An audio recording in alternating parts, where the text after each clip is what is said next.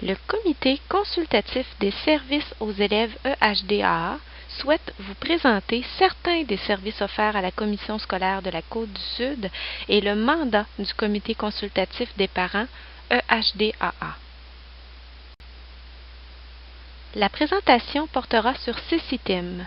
La définition des élèves handicapés en difficulté d'adaptation ou d'apprentissage, les services offerts aux élèves, la démarche d'accès aux services, la définition et les encadrements du plan d'intervention, les différentes transitions dans le parcours scolaire de vos enfants et le comité consultatif des services aux élèves EHDAA. Les élèves handicapés ou en difficulté d'adaptation ou d'apprentissage se regroupent sous 3 grandes catégories. Il y a d'abord les élèves dits à risque. Ce sont des élèves qui présentent des facteurs de vulnérabilité pouvant occasionner des difficultés soit d'ordre comportemental ou académique. Il y a les élèves en difficulté d'adaptation ou d'apprentissage.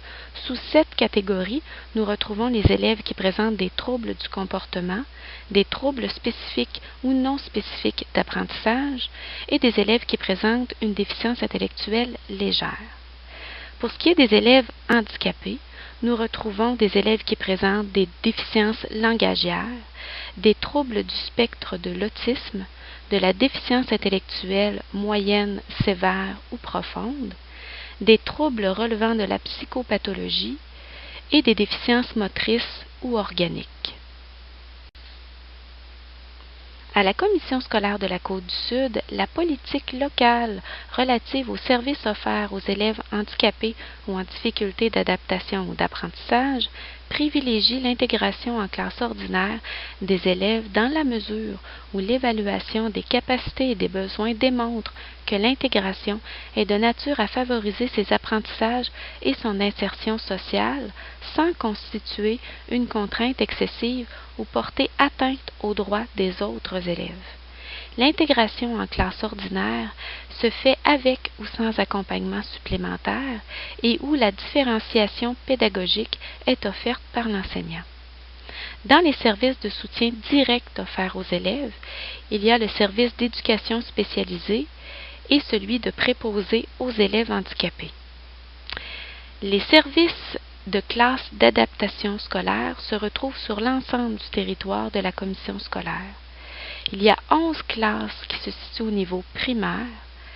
Au secondaire, nous avons des cheminements particuliers continus et les parcours de formation axés sur l'emploi.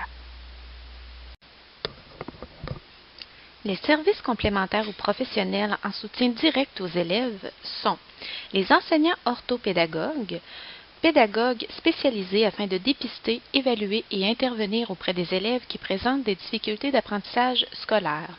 Ce sont des spécialistes des stratégies d'apprentissage en lecture, écriture et mathématiques. Nous avons les orthophonistes, spécialistes du langage, de la parole et de la voix. Ce sont des professionnels des troubles de la communication. En contexte scolaire, son rôle consiste à dépister, évaluer et intervenir auprès des élèves qui vivent des difficultés langagières. Nous avons également les psychologues, qui sont des professionnels afin d'aider l'élève qui rencontre des difficultés dans son cheminement scolaire, que ce soit au niveau des apprentissages, du comportement ou des émotions. Ils offrent des services de prévention, de dépistage, d'évaluation, d'aide et d'accompagnement. Toujours en milieu scolaire, nous avons le service d'animation de vie spirituelle et d'engagement communautaire. Ces professionnels élaborent et mettent en œuvre des programmes d'activités à caractère communautaire, humanitaire, spirituel et religieux. Elles accompagnent individuellement ou collectivement les élèves qui ont besoin d'approfondir un questionnement ou un cheminement précis ou de solutionner des difficultés liées à leur vie spirituelle ou à leur engagement communautaire. Nous avons également le service de psychoéducation, où l'on retrouve des professionnels qui accompagnent les élèves qui présentent des problèmes d'adaptation ou de comportement. Leur rôle consiste essentiellement à accompagner l'élève et son environnement scolaire dans la recherche de moyens permettant de soutenir sa motivation et de favoriser l'apprentissage de nouveaux comportements ou de nouvelles attitudes afin de faire face aux défis personnels et pédagogiques. Nous avons également les conseillers d'orientation, qui sont des professionnels où leur rôle cherche à évaluer le fonctionnement psychologique des élèves, leurs ressources personnelles et les conditions de leur milieu. En milieu scolaire, ces professionnels assurent une réponse à divers besoins d'information, de soutien, d'aide, d'accompagnement et d'intervention clinique auprès des élèves. Ils exercent également un rôle conseil auprès des équipes écoles et des directions, tout en assurant un leadership sur tout ce qui touche l'orientation dans son milieu. Dans l'ensemble des écoles de la Commission scolaire de la Côte-du-Sud, nous offrons des services professionnels en partenariat avec le ministère de la Santé et des Services sociaux. Ces professionnels sont des travailleurs sociaux, des infirmières scolaires et des hygiénistes dentaires. Également, des services professionnels en soutien indirect aux élèves sont offerts.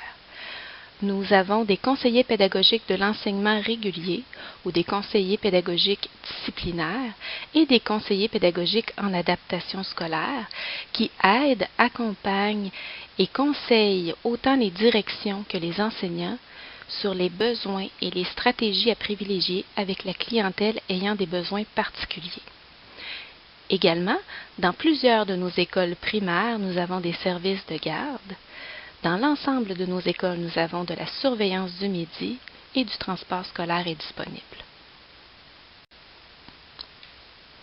Les écoles de la Commission scolaire de la Côte-du-Sud ont adopté une trajectoire d'intervention commune. Cette démarche d'accès aux services sert à bien identifier les besoins et les capacités des élèves afin de leur offrir les meilleurs services possibles dans les meilleurs temps. Cette démarche en 4 étapes commence à l'intérieur de la classe entre l'élève et l'enseignant. Lorsque l'élève présente des difficultés auxquelles il ne peut faire face seul, l'enseignant cherche à trouver des solutions en adaptant son enseignement et son environnement. Si malgré les moyens mis en place, les difficultés de l'élève persistent, c'est à l'étape 2 que l'enseignant contacte les parents afin de l'informer de la situation et de tenter de trouver des solutions communes.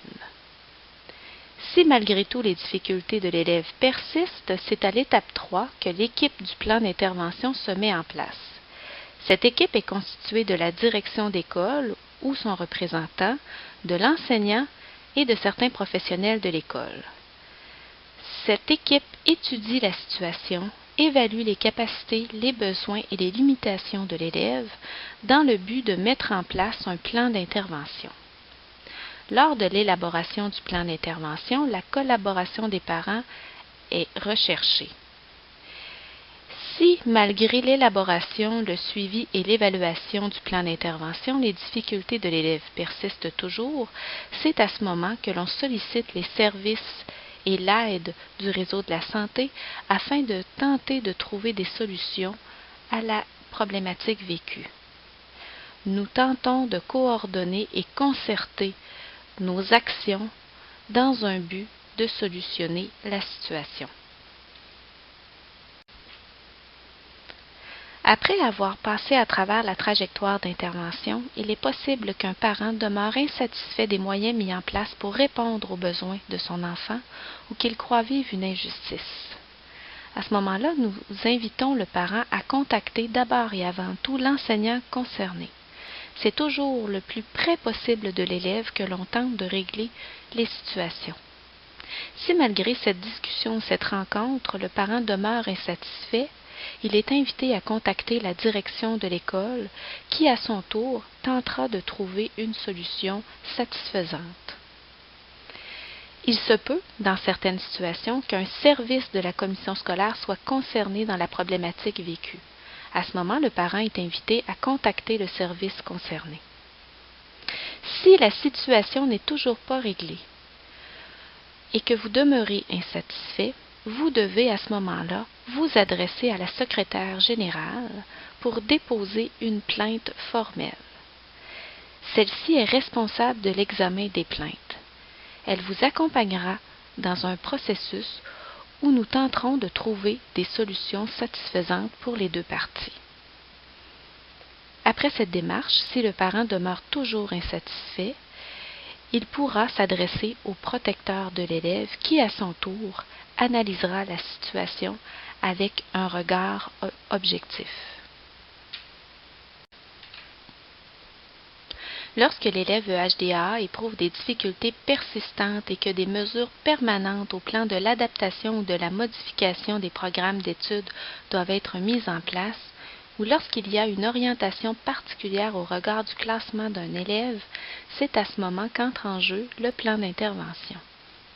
L'objectif du plan d'intervention est d'aider l'élève qui présente des besoins particuliers à progresser dans son cheminement scolaire. Le plan d'intervention, c'est une démarche de coordination et de concertation des services.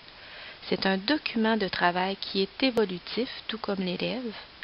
C'est un contrat d'engagement des différentes parties. Il précise les capacités, les besoins, les limitations, les responsabilités de chacun des acteurs et les moyens mis en place pour favoriser la réussite de l'élève. Les personnes impliquées dans un plan d'intervention sont évidemment l'élève et ses parents qui sont au cœur de cette démarche, la direction de l'école ou son représentant, l'enseignant titulaire et, selon le cas, des enseignants spécialistes peuvent se joindre à la démarche. Selon le cas, les professionnels de l'école et des intervenants externes peuvent également y participer. En tant que parent d'un enfant ayant des besoins particuliers, votre rôle au sein de l'école est très important. Vous êtes le premier responsable de l'éducation de votre enfant. Vous êtes la personne qui connaît le mieux votre enfant, donc vous devez aider l'école à tracer le portrait de votre enfant en termes de capacité, de besoins et de limitations. Vous devez également participer activement aux efforts concertés, aux décisions qui seront prises en identifiant des pistes de solutions. Votre enfant doit sentir que vous et l'école ne faites qu'un et travaillez ensemble. Dès que possible, lorsque vous avez entrepris des démarches ou que des services sont reçus par des organismes externes, il est très important d'en informer l'école. Dans le parcours scolaire de votre enfant, il sera soumis à plusieurs transitions. Et celles-ci, pour être bien vécues, doivent être connues, surtout pour un enfant qui présente des besoins particuliers. La première transition que votre enfant vivra sera l'intégration au système scolaire, c'est-à-dire le passage de la garderie ou de la maison à l'école. Par la suite, il y aura le passage de l'éducation préscolaire à l'enseignement primaire. Il y aura aussi le passage de l'école primaire à l'école secondaire, transition très importante dans la vie d'un enfant. Il y aura également le passage de l'école secondaire vers autre chose, vers soit l'éducation des adultes, soit la formation professionnelle, ou soit le cégep. Pour les enfants qui ont des besoins plus particuliers, l'intégration au marché du travail peut nécessiter une préparation particulière. C'est à ce moment que la TEVA, la transition vers la vie active, peut se mettre en place.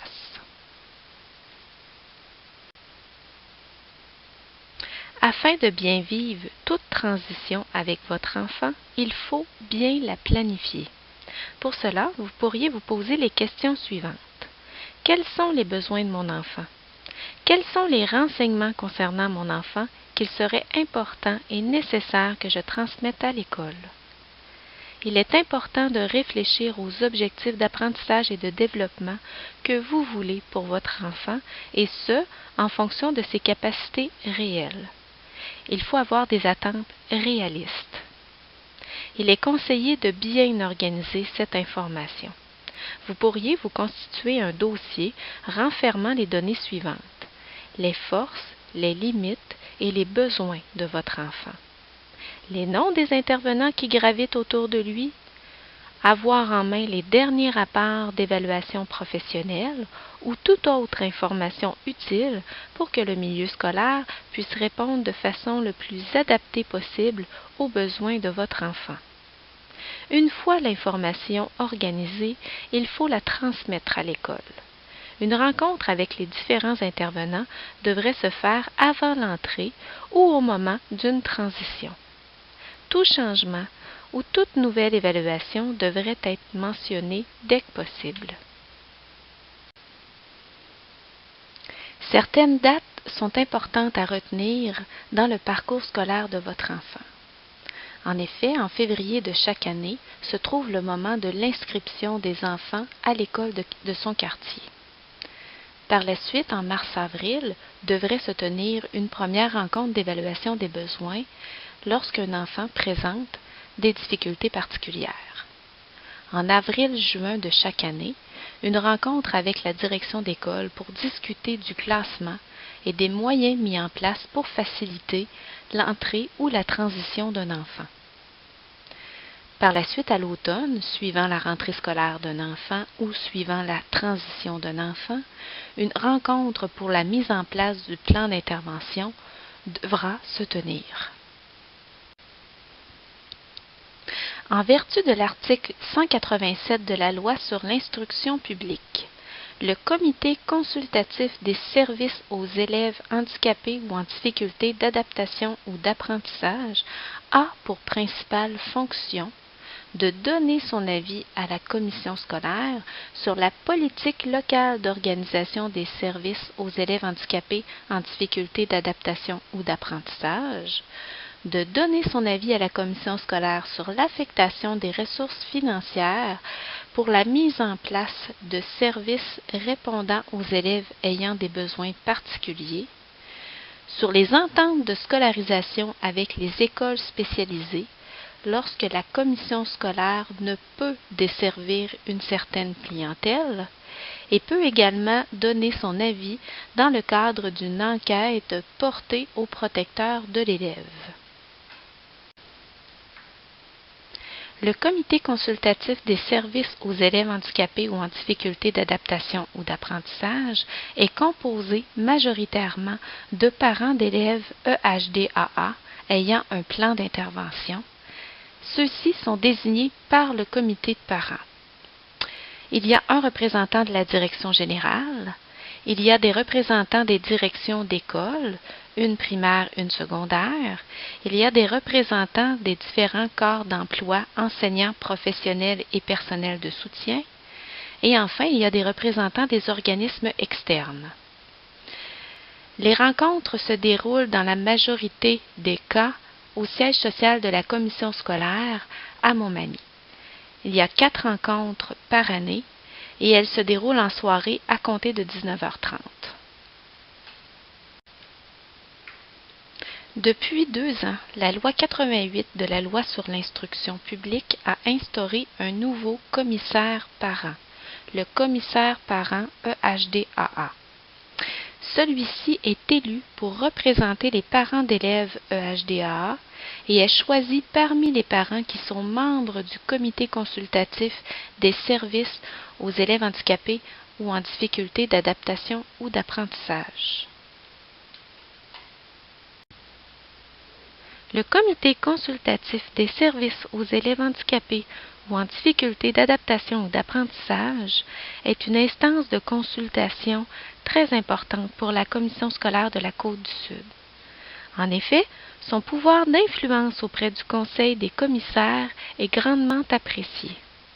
Pour en apprendre davantage sur les ressources disponibles et sur les services offerts par la commission scolaire aux élèves ayant des besoins particuliers, n'hésitez pas à remplir le formulaire disponible sur le site Internet de la commission scolaire pour devenir membre de ce comité. Votre candidature sera d'abord présentée dans un but d'approbation par le comité de parents de la commission scolaire.